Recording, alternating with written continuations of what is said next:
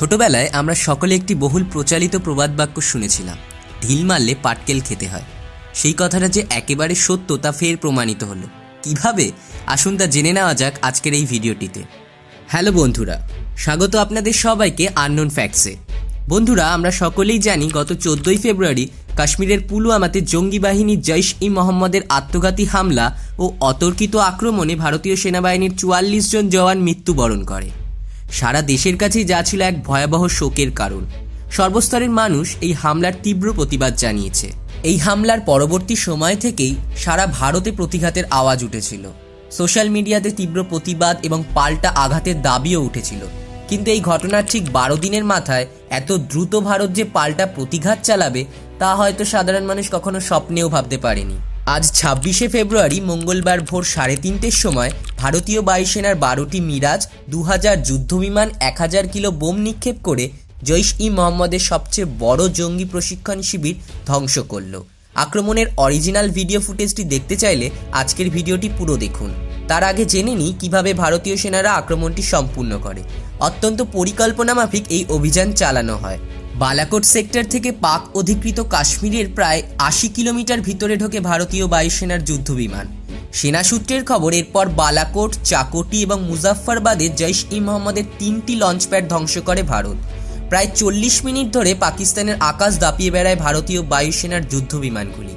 নিয়ন্ত্রণ রেখা পেরিয়ে প্রায় 80 কিলোমিটার ভেতরে অভিযান চালায় বায়ুসেনা। প্রায় 21 মিনিট ধরে বোমাবর্ষণ করে নির্দিষ্ট টার্গেটে। পরপর বোমাবর্ষণ করা হয় বালাকোট, মুজাফফরবাদ এবং চাকোটিতে। মুজাফফরবাদে বোমাবর্ষণ চলে রাত 3:48 মিনিট থেকে 3:55 মিনিট পর্যন্ত। চাকোটিতে বোমাবর্ষণ করা হয়েছে রাত 3:58 মিনিট থেকে ভোর 4টে পর্যন্ত। গুড়িয়ে দেওয়া হয় জৈশির কন্ট্রোল রুম আলফা 3। ধ্বংস করা হয় হিজবুল ও লস্করের জঙ্গি ঘাঁটিগুলো।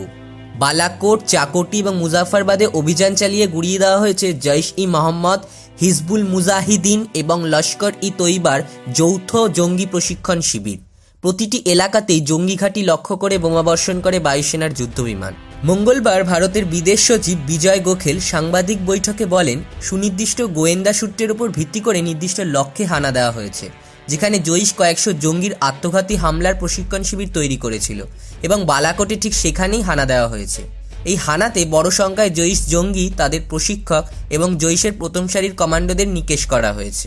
ভারতীয় প্রতিরক্ষা মন্ত্রক সূত্রে খবর, এই অভিযানে নিহতের সংখ্যা অন্তত 200 থেকে 300, যাদের মধ্যে রয়েছে জৈশের শীর্ষ কয়েকজন নেতা।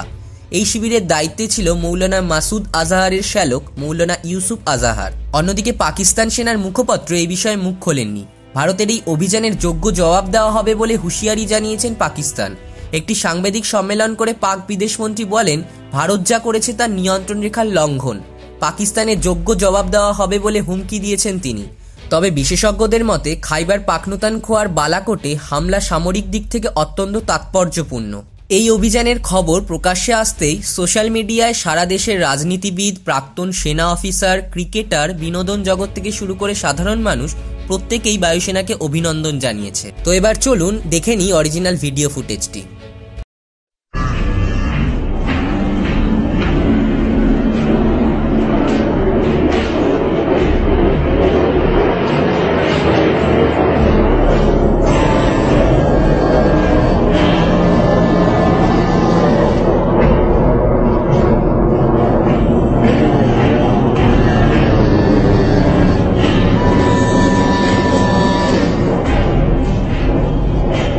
ভিডিওটি ভালো লাগলে নিজের প্রিয় বন্ধু বা বান্ধবীর সাথে শেয়ার করুন। আর আননোন ফ্যাক্টসে আপনি যদি নতুন সদস্য হন তবে এখনই সাবস্ক্রাইব করুন আর পাশে থাকা বেল আইকনটি ক্লিক করুন।